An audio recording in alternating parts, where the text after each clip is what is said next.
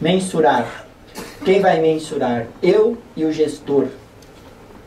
Vou dividir a responsabilidade com a administração, porque ela é o responsável pelo desempenho junto comigo. Eu aplico a lei e ela o desempenho. E nós dois temos que chegar lá. Essa é a nova faceta da contabilidade. Reconhecimento. Mensurei, agora eu tenho que reconhecer. Mensurar é por quanto e reconhecer é quando. Não mudou o regime de competência, continua, né? Algumas entidades sem fins lucrativos podem fazer para o regime de caixa, mas a questão do regime de competência permanece. Olha que coisa, eu não sei se vocês chegaram a ouvir na faculdade, mas eu não me lembro de ter ouvido essa palavra quando eu estudei contabilidade. Evidenciação. Vocês ouviram isso? Eu não me lembro de ter visto isso na faculdade em nenhuma matéria de contabilidade.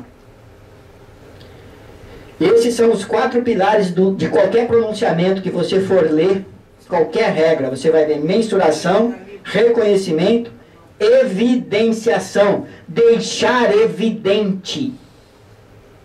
Deixar claro. De maneira que alguém que não estudou ciências contábeis pegue um balanço, ou uma DRE, ou um relatório, ou uma DMPL, ou uma DFC, e consiga entender e saber o que foi feito da grana que ele colocou lá. Ou do produto que ele comprou. Garantia estendida, obrigação construtiva. Você já viu falar isso? A empresa vai, ela coloca uma notícia aí na televisão o seguinte: olha, eu tenho um produto, é 1 ano de garantia, mas eu vou estender por mais 2 anos essa garantia como promoção. Aí você vai lá e entusiasmadamente compra o produto dela. Quando você precisa da garantia, não tem. Porque nós não tivemos o cuidado de olhar no balanço se ela fez uma provisão para garantia estendida. Se ela tem suporte financeiro para atender a demanda do mercado sobre aquele produto que ela está criando, essa obrigação, essa expectativa. Imagina isso com um ativo que vale 500 mil, 200 mil, 300 mil reais, um carro importado caro que a gente possa comprar e queira. Né? Mesmo um equipamento para a empresa, para a indústria. Outra coisa, gente, se você tem cliente com empresas que provocam impacto ambiental, muito cuidado daqui para frente, porque você vai estar no olho do furacão. Qualquer pisada de bola, o negócio pega. Empresas que provocam impacto ambiental vão ser obrigadas, num futuro muito próximo, as grandes já são, a fazer provisão para recuperar o dano que ela faz no ambiente. Ela tem que mensurar isso, reconhecer essa provisão, está lá no CPC 23, se eu não me engano, provisões e contingências. Me lembro agora o número, porque muda um pouco do CPC completo para o PME. E vai ter que deixar isso evidente. E o 4º pilar é a divulgação. Eu quero divulgar? Não sei. Preciso? Se não for SA listado em bolsa, não preciso. Porém, é o seguinte: uma nova prática já tem sido observada no mercado. As empresas que estão disponibilizando as suas informações contábeis e financeiras para o mercado estão saindo na frente em termos de credibilidade. Você vai ler essa matéria aí, se você cadastrar lá no blog do José Adriano, você vai ver essas matérias, você vai ver o que está acontecendo de fato, depoimentos de empresários, depoimento de técnicos, falando sobre esse novo cenário aí. Tá? Pontos positivos: maior transparência, facilidade na captação de crédito em mercado. Ismael, se quiser parar. Tá, deixa eu só terminar esses 2 slides aqui, que eu fecho a ideia e a gente já sai. transparecer consistência e modernidade, abertura de capital em outras economias com mais facilidade, comparabilidade com outras empresas.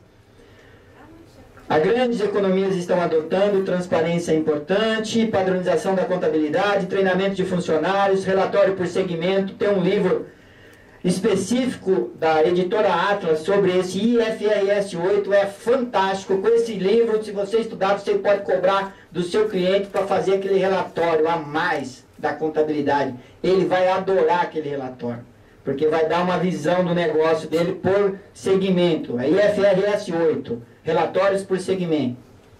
Tem um CPC também, que eu não lembro o número dele agora. Pequenas e médias empresas. O que isso quer dizer? Que agora tem contabilidade para pequenas e médias empresas, não é? Dentro de um novo padrão, de uma nova ótica aí de mensuração, evidenciação, divulgação e reconhecimento. Normalmente, as demonstrações contábeis que nós fazemos hoje, elas estão mais voltadas a registros não tão significativos e de maior interesse da própria empresa e da própria organização. Eu sempre costumo dizer o seguinte: o maior interessado num balanço bem feito deveria ser o dono da empresa. Ele deveria ser o primeiro, mas ele é o último, e às vezes nem quer mesmo, né?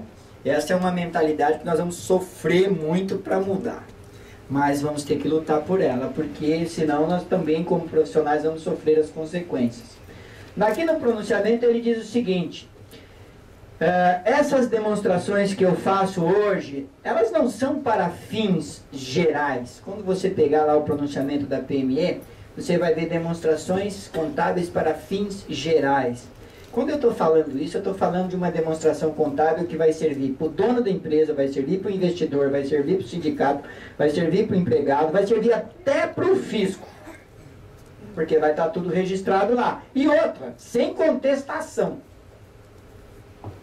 Como que nós vamos nos defender do fisco com esse nível de controle que ele está fazendo? Gente, fala para mim. Por enquanto, a coisa não modulou ainda. A hora que esses módulos convergirem, você sabe como vai ser a autuação? Vai ser pelo ECAC, lá da Receita Federal. Vai aparecer lá o teu CNPJ com autuação na frente.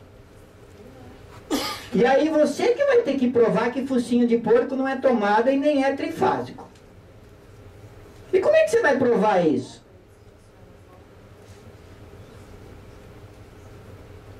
Só tem um caminho: uma contabilidade organizada. Não vai ter outro caminho. Uma contabilidade organizada.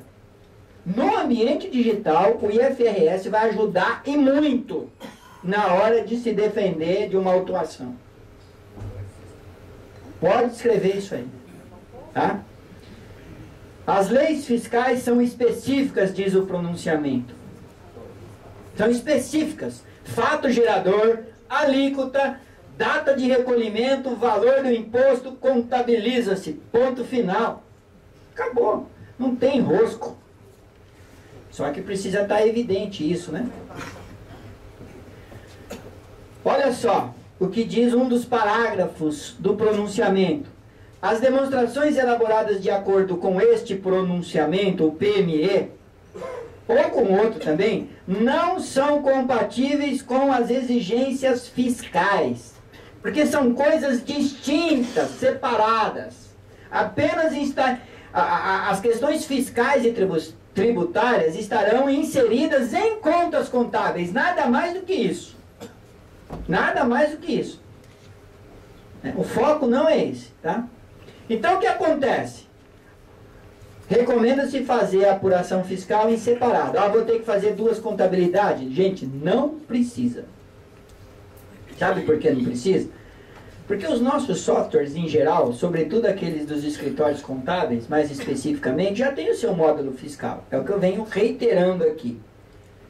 É só eu fazer lá tudo direitinho, integrando nota fiscal, aquela coisa toda, e integrar isso para a contabilidade. Eu estou muito tranquilo. E vou dizer mais, diminui o trabalho manual, hein? Apuração fiscal, recomenda-se a serem elaboradas em separado. Não precisam. Escriture o seu módulo fiscal, Capacite o seu módulo fiscal para integrar na contabilidade. Não importe. Integre. Qual é a autoridade do pronunciamento? Ele tem autoridade, não tem? É lei ou não é? Né? Isso você vai olhar lá e vai ver que cada pronunciamento tem uma resolução do órgão competente, dando toda força de lei ao pronunciamento. Portanto, é lei, sim, senhores, tá? Muito bem. Manutenção. O que vai acontecer com esse pronunciamento específico da pequena e média empresa? Ele é obrigatório.